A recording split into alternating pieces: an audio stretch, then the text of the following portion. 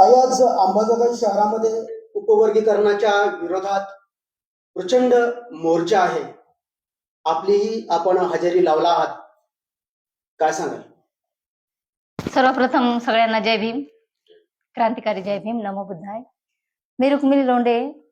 आज 11 ऑगस्ट 2026 वार मंगळवार अंबाजोगाई या ठिकाणी होणाऱ्या या आरक्षण उपवर्गीकरणाच्या भव्य दिव्य अशा महामोर्चामध्ये मी येऊन या गोष्टीसाठी या ठिकाणी आलेले आहे की माझ्या समाजामध्ये जो आरक्षणाचा घाट घालून मनुवादी सरकारांनी दुवा निर्माण करण्याचा प्रयत्न केला आहे तो कुठेतरी थांबावा, यासाठी हा माझा छोटासा प्रयत्न आहे.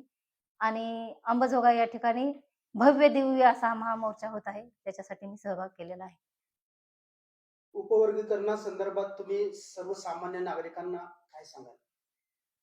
सर्वसामान्य नागरिकांना माझं हेच सांगणं आहे, सामान्य नागरिक म्हणजे माझा समाज मुख्य, जो की आता रस्त्यावर उभारला आहे की 13% जे काय असेल ते आम्हाला मिळावं, याच्यासाठी त्यांनी जो घाट घातलेला आहे. तर माझं एवढंच माझ्या समाजाला सांगणं आहे की हा मनुवादी सरकारने जो कावा केलेला आहे 13%पेक्षा मला वाटते 20 किंवा 25% वाढ व्हावी, अशी मागणी करावी, असं माझं मत आहे.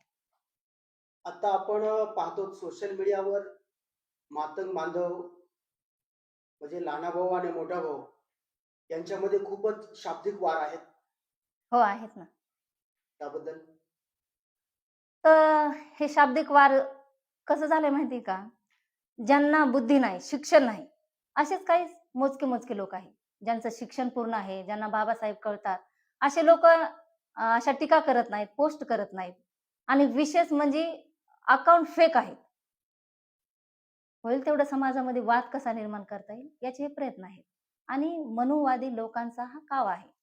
वेळेत माझ्या मातंग समाजानं सावध व्हावा, याच्यासाठी मी कळकळीची विनंती करते की मुद्दा आरक्षण नाही, मुद्दा आहे भांडण लावण्याचा. त्याच्यामुळे वेळेत समाजाने सावध व्हावा, हेच माझं म्हणणं आहे. पुन्हा एकदा तुम्हाला प्रश्न करतो.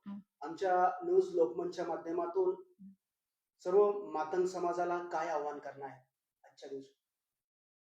मी तुमच्या चॅनलच्या माध्यमातून माझ्या सर्व मातंग बांधवांना एवढंच आव्हान करते, आव्हान नाही करत, कळकळीची माझी विनंती आहे की वेळेत सावध व्हा. गरज 4 किंवा 5% नाही, बाबासाहेबांच्या विचाराची आहे, लोकशाहीर अण्णाभाऊ साठेंच्या विचाराची आहे.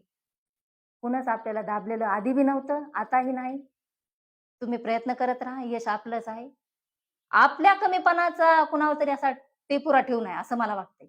शिक्षणाशिवाय पर्याय नाही, एवढंच माझं सांगणं आहे. आणि जितका वेळ तुम्ही आता रोडावर उतरून ह्या 4-5 नेत्याच्या नादानं स्वतःचा वेळ वाया घालवला, मला वाटतं तोच वेळ तुम्ही शिक्षणात घालावा, असं मला माझ्या मातंग समाजाला सांगायचं. जय हिंद.